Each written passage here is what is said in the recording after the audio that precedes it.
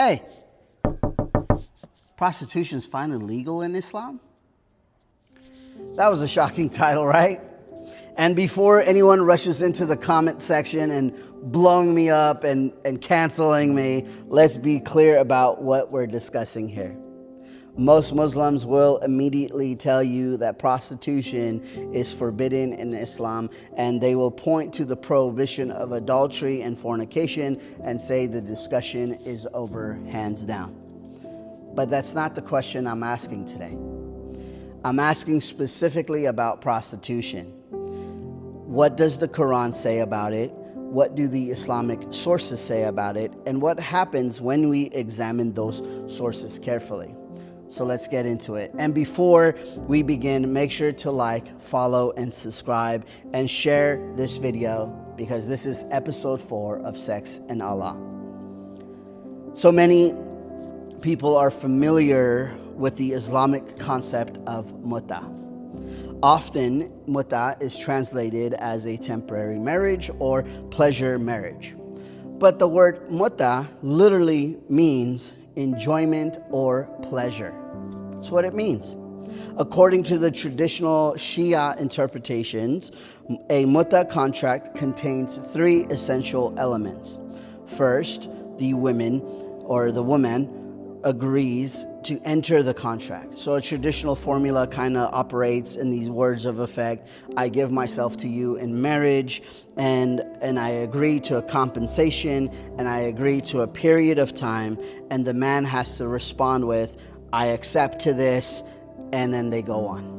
Secondly, the contract must contain a specific duration, meaning it has to have a specific time frame, right? So the marriage could last 1 year, 1 day, 1 month, 1 week, 2 hours, 3 hours, right? Or any agreed upon period of time.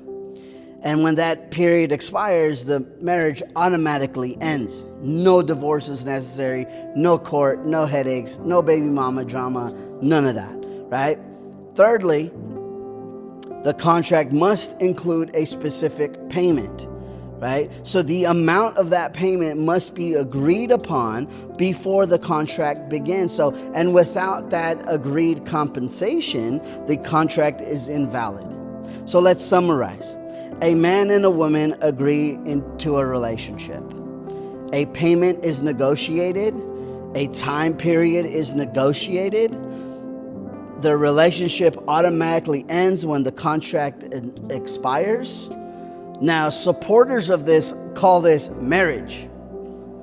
Critics argue that it resembles prostitution under a different name. And this brings us to the Quran.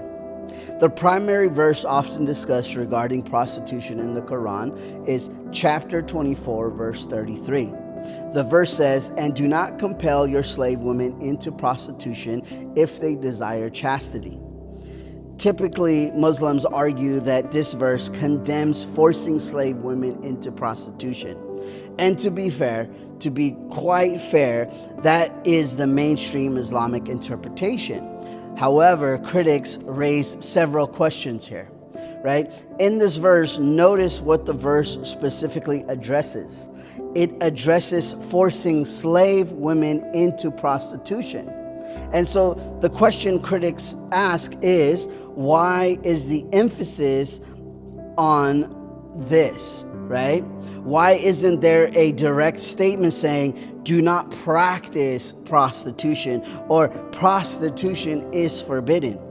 So if prostitution is such a serious sin here, why does the verse focus specifically on forcing slave women into it?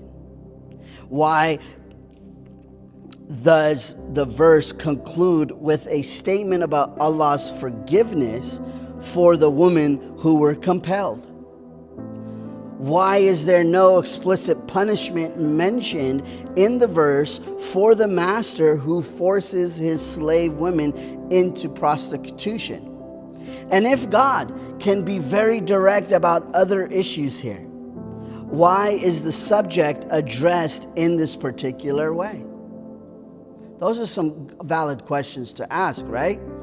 Muslims answer these questions by saying prostitution is already prohibited through Islam's broader sexual ethics, and that this verse is addressing a specific abuse taking place in Arabia at the time. But critics remain unconvinced and argue that these questions deserve serious consideration. Now let's look at another passage. And Dr. Muhammad Mahmoud Galil translates Quran chapter 24, verse 3 in this way. The fornicator does not marry except a fornicatress or an associatress, and the fornicatress, none marries her except a fornicator or an associator. Most Muslims understand this is a condemnation of fornication and a warning against marrying immoral people. Again, that is the mainstream interpretation. However, though, let's point out that the verse acknowledges the existence of fornicators and the existence of fornicators, right? And within society, and describes their relationship. So this raises another question for us.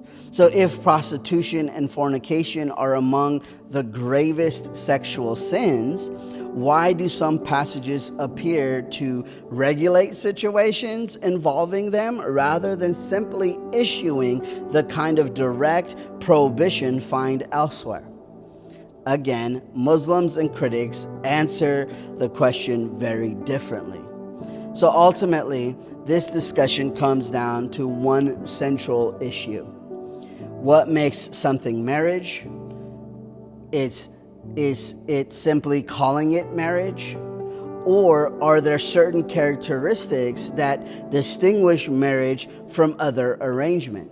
And if an arrangement includes a specific payment and specific time frame and automatic termination when that time expires, is that fundamentally different from prostitutions?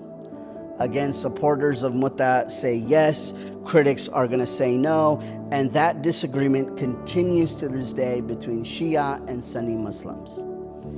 The purpose of this video is not to tell you what to think.